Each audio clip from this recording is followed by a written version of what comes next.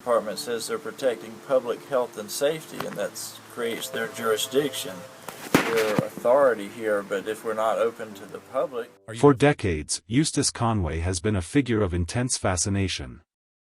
To the millions who watched him on the History Channel's hit series Mountain Men, he was the ultimate woodsman, a philosopher king living a life of rugged individualism on his pristine Turtle Island preserve.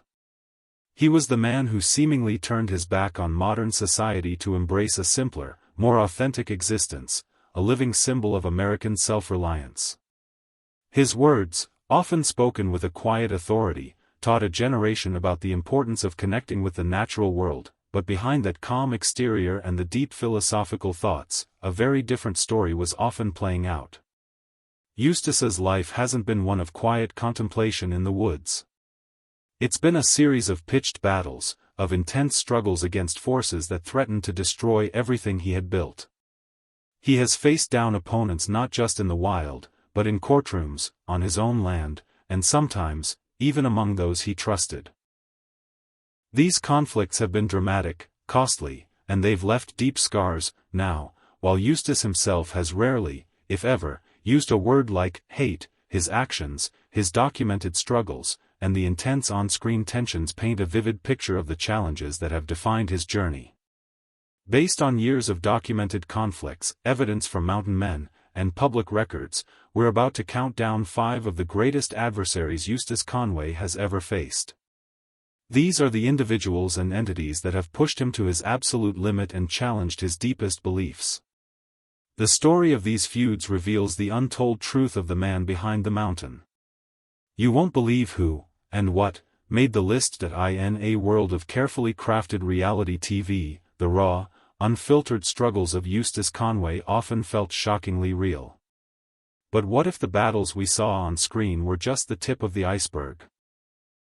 What if the true conflicts were even more dramatic, more personal, and more threatening than the show ever let on? Today, we're pulling back the curtain on the legendary feud surrounding Mountain Men's most iconic figure. This isn't just a story about a man living in the woods, it's a story of a man at war.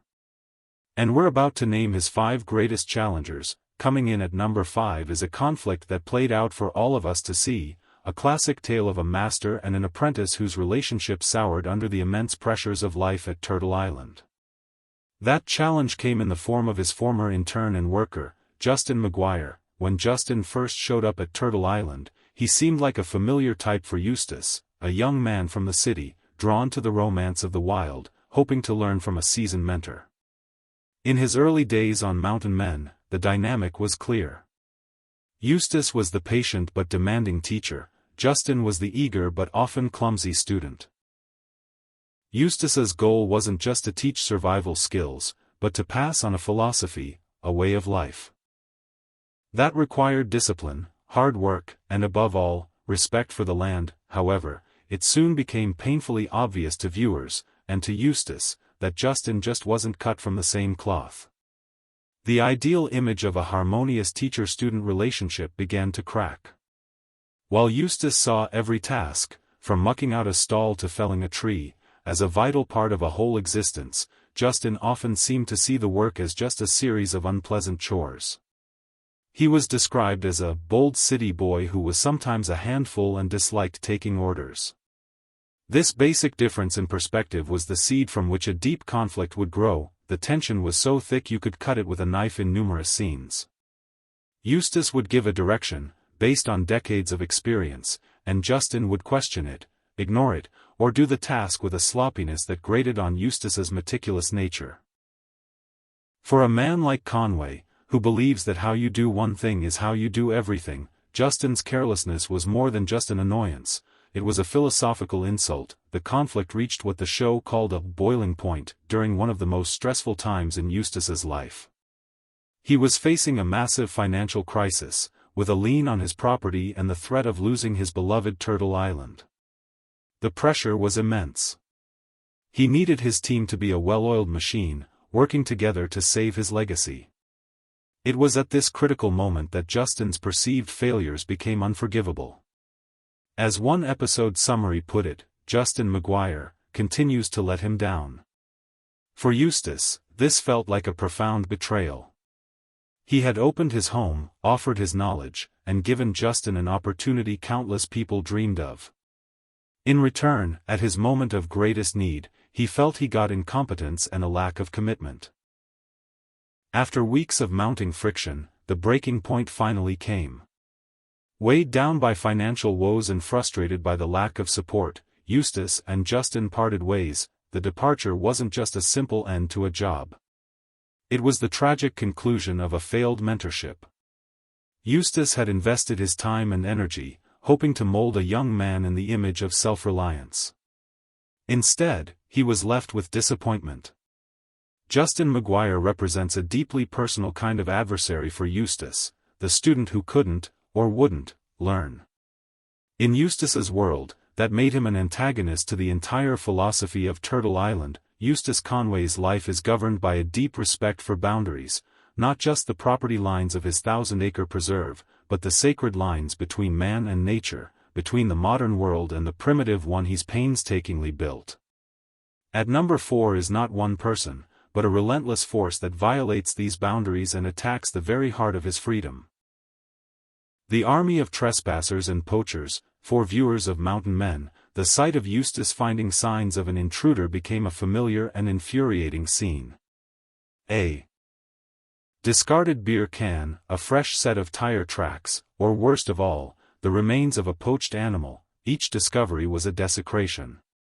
These weren't just annoyances, they were acts of aggression that showed a profound clash of worldviews. To understand why Eustace reacts with such fury, you have to understand his bond with his land. Turtle Island isn't just property to him, it's a living, breathing partner. It's his church, his life's work.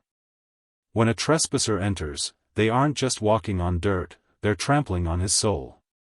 They bring the noise, the waste, and the carelessness of the world he has defined his life against. The show documented this conflict time and time again. In one memorable sequence, Eustace and his apprentice Raleigh find a freshly butchered deer left behind by poachers. His reaction is visceral. "They're just coming in and taking my deer, taking my wood, taking my freedom," he seethes. "It just drives me up a wall." That statement is key. The theft of a deer isn't just lost food, it's a theft of his freedom. The poacher, who takes without any thought for the ecosystem, is the opposite of everything Eustace stands for. The problem got so bad that Eustace had to treat the far reaches of his land like a border that needed constant patrols. It pulled him away from the productive work of building and teaching and forced him into the role of a reluctant lawman. His solution, as seen on the show, was to build an outpost cabin specifically to deter intruders. He was being forced to fortify his own sanctuary against the very world he tried to leave behind. This ongoing war also led to direct, personal confrontations. In one instance, a dispute over a property line with a neighbor escalated dramatically, leading to Conway's arrest for second-degree trespassing in December 2012. The charge was later dismissed for insufficient evidence, but it highlights the intense friction that can erupt at the borders of his world. The trespasser and the poacher are a formidable adversary, a faceless horde that erodes his peace of mind. For Eustace, they aren't just breaking the law, they're committing a spiritual crime. An enemy who attacks you from the outside is one thing. But an enemy you welcome into your home, who shares your fire, and then turns on you? That's something else entirely. It's a betrayal that cuts much deeper. At number 3 on our list is an adversary born from that kind of betrayal, the specter of modern litigation. Eustace Conway's life's work at Turtle Island is built on trust. He invites students and visitors to experience a more primitive, and by its very nature, more risky way of life. For decades, people understood that. They came to be challenged and accepted the risks. But that all changed when the modern world's most potent weapon, the personal injury lawsuit, was turned against him. The incident involved a guest visiting the preserve. During a demonstration of knife or tomahawk throwing by a staff member, something went tragically wrong, and the woman was injured. What followed was a nightmare for Eustace. The injured guest sued both Conway and his staff. This single event plunged Eustace into a world he was philosophically opposed to. His entire life is based on personal responsibility. The idea that an accident could be turned into a legal and financial weapon was a foreign concept. The financial consequences were devastating. Reports suggest a mediated settlement was eventually reached, with some figures climbing as high as a staggering $75,000. For a man whose entire operation runs on a shoestring budget, this was a cataclysmic sum. The show often touched on his financial struggles, and this lawsuit added a mountain of unexpected debt. The irony was brutal. To pay for a mishap rooted in the primitive skills he teaches, he was forced to leverage his land, the very foundation of his independence, within the modern financial system he despises. One source notes that he mortgaged part of his land within a year to cover the balance. But the damage went far beyond money. The lawsuit was a deep psychological blow. It shattered the bubble of trust that had protected Turtle Island for a quarter-century and proved his sanctuary wasn't immune to the litigious nature of modern society. This adversary is an enemy that can't be tracked, reasoned with, or fought with an axe. It proved that even in the deepest woods of North Carolina, you can't escape a subpoena. It forced Eustace to mortgage a piece of his dream to pay for a modern nightmare. If one battle has defined Eustace Conway's public life more than any other, it's his epic, soul-crushing war against bureaucracy. This wasn't a fight against one person, but against a faceless system of rules he saw as a direct threat to his very existence. At number 2 on our list is the collective force of Watauga County and the North Carolina state government.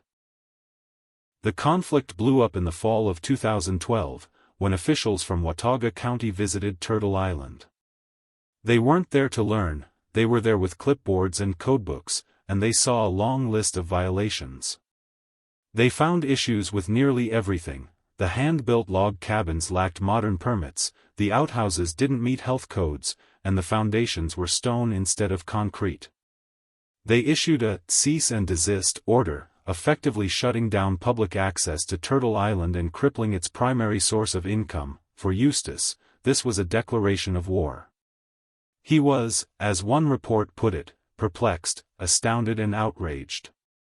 How could a log cabin, built with techniques proven over centuries, be declared illegal?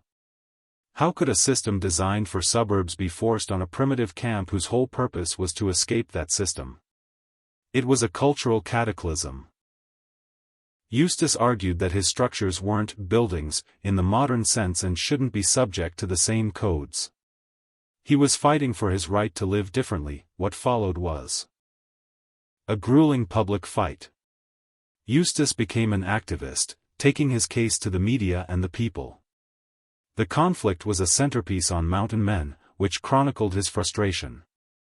He felt targeted, telling one reporter he was appalled with Watauga County, after a meeting where it felt like they took 4 hours to go over the word no, but the pressure campaign worked. Supporters rallied to his cause. In a stunning victory for Conway, the North Carolina General Assembly passed a bill in June 2013 that specifically exempted primitive structures from certain building codes. He had won.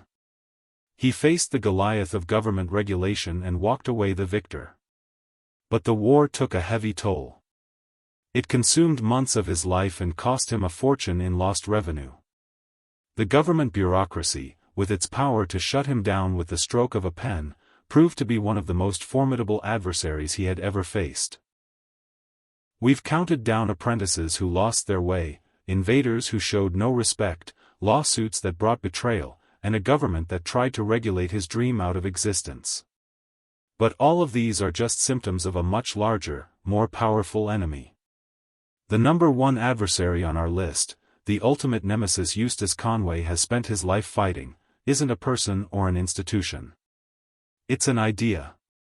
It is the very spirit of the modern world itself. This is the all-encompassing force Eustace has railed against since he was a teenager who left home to live in a teepee.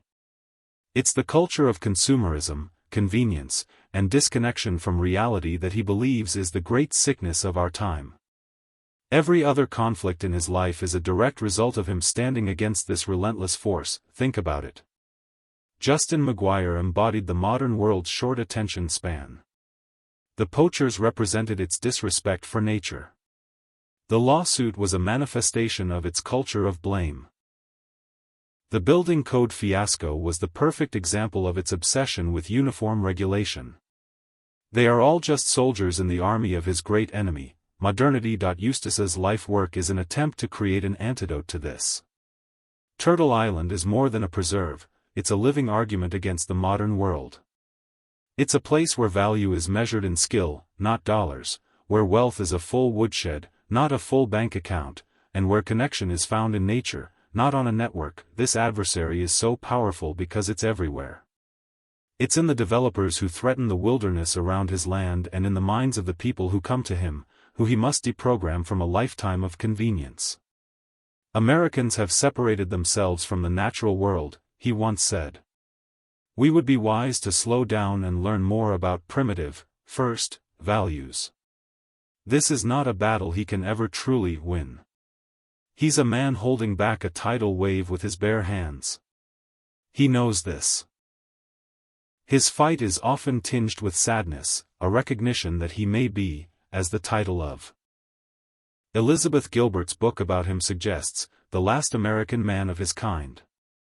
He is preserving not just a piece of land, but a worldview that the modern world is actively trying to make obsolete. This is what makes Eustace Conway such a compelling and tragic figure. He isn't just a man in the woods, he's a man at war with an entire era. His struggles are the cries of a man who sees his culture destroying the very things he believes are most true and essential to the human spirit.